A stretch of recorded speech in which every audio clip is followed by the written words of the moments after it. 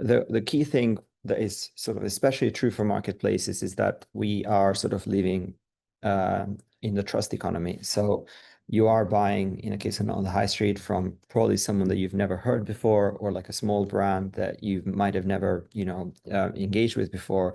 You're discovering something new. So having the trust to know that, okay, this product, not only it's sort of like what it looks like, but it's going to deliver sort of like magical experience that you're looking for in an online product. Reviews are a key part of that, and trust. So for me specifically, looking after sort of the kind of retention and engagement side, I've been very engaged with the team at Feefo to try and sort of see how can we make the best of this, and how can we increase basically trust. And when obviously as starting to looking at the data and sort of what we can do in here, obviously we do have a lot of reviews, and we have a great status at FIFO.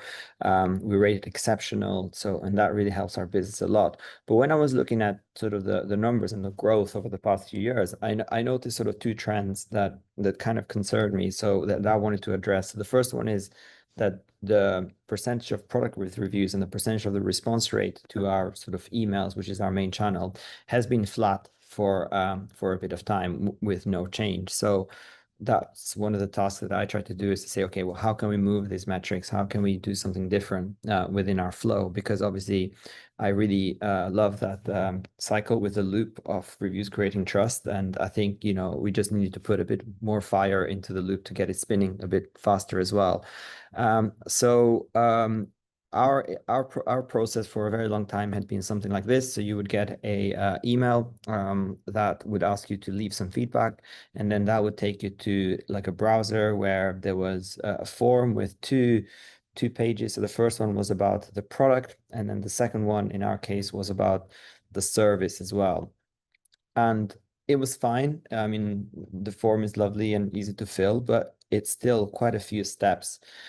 So we were looking at sort of how can we simplify this, and this is when the team at FIFO sort of approached us with about trialing this new product called InMail, which is essentially the form that you saw on the previous slide, but just on the email as part of one sheet. And this sort of ticked a lot of boxes. There was no need to open a browser anymore, sort of eliminating friction. Product people on the call will know that sort of friction is sometimes good, but most of the time you kind of want to make it as easy for people to get their job done. Obviously, people are busy, so getting a review, you just want to make it as easy as possible. Obviously, less cognitive load, because what we did is we also cut our questions in half, right? Like we looked at that form, we were wondering, is this absolutely necessary? How are we going to use this information? Do we need to ask all these questions? So we kind of like really made some tough decisions and boiled it down to a few questions that could be answered really quickly. And the final bit is you can see there the header. I worked with our brand team to add a touch of brand into the email to make it even more personal, which works really well. Funnily enough, we're now experimenting something without the header, just to kind of make it even easier for people to see the context. But it did enable that functionality, which was good to start with. So we did launch this to 100% of our users for a period of 3 weeks, and we measured it with a similar period last year, and the results were really good. So we were looking at response rate, which was like almost doubled.